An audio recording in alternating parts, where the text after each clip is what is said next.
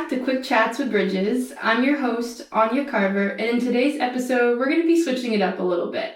Today, I get to chat with an expert who's here to talk about some very important topics, trauma and healing. Today, I am joined by Lynn Kegley. She is a licensed clinical social worker, and she's here to help us better understand the impact trauma has on the brain, the body, why healing can be so complex, and how we can better support survivors in our lives.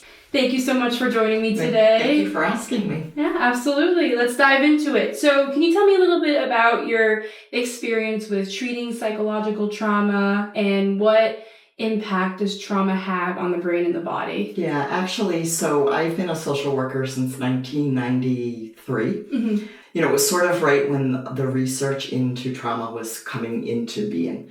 And so it was something I was really interested in. I ended up getting an advanced certificate in treating trauma.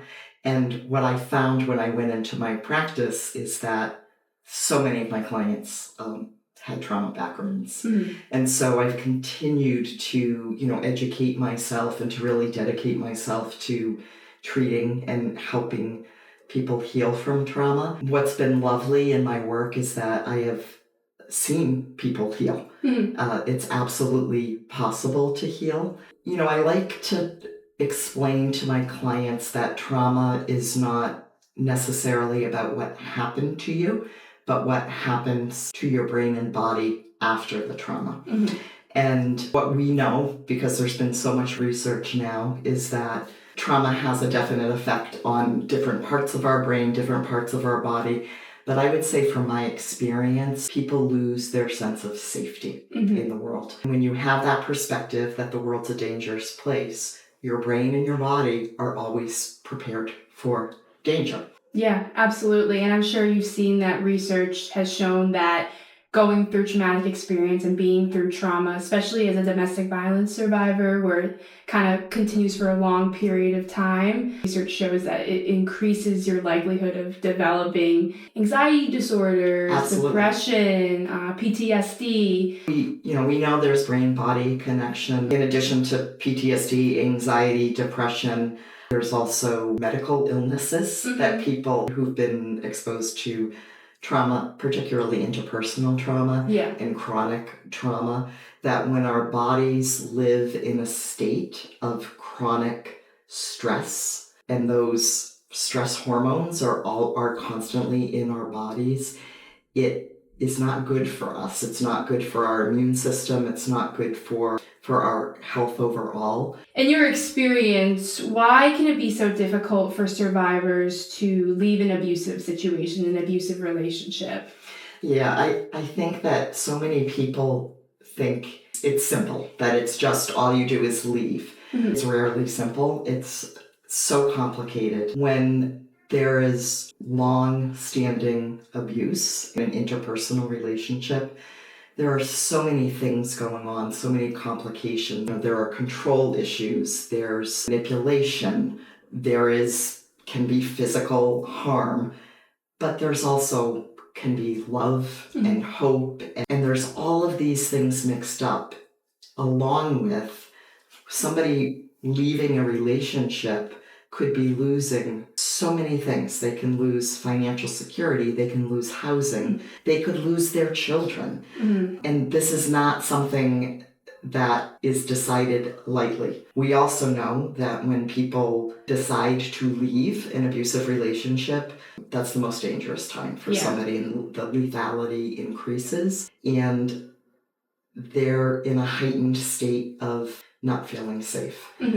When you wrap all of those things together, it's completely understandable why it would be really difficult for somebody to make that decision. I feel like from an outsider's perspective, sometimes people see a survivor and they're like, well, why didn't you just leave?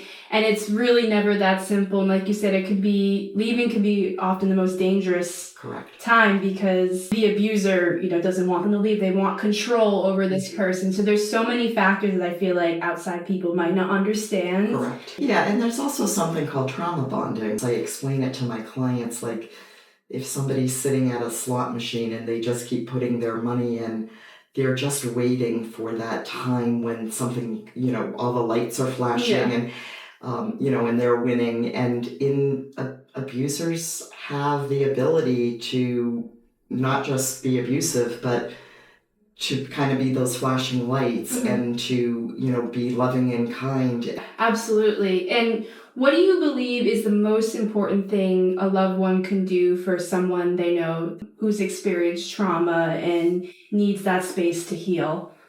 Yeah, I think really understanding what I said in the beginning, that people who have survived trauma do not feel safe in the world.